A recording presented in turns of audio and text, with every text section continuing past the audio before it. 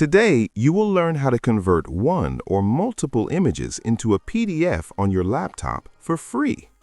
First, go to the folder where your images are saved. If you want to convert only one image, simply right-click on that image. But if you want to convert multiple images into one PDF, select all the images together using your mouse. You can also press Ctrl+A to select all images quickly. Now, right-click on the selected images and click Print. Sometimes you may have to click this Show More options. The Print Pictures window will open. Here, find the Printer option and choose Microsoft Print to PDF.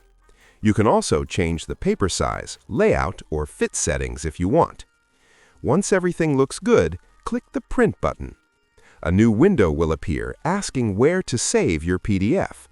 Choose the location, type a file name, and click Save. That's it.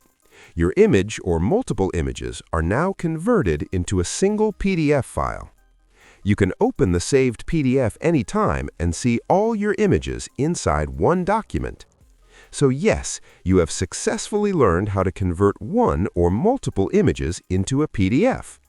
If this video helped you, please like the video, subscribe for more easy PDF and computer tutorials. Thanks for watching.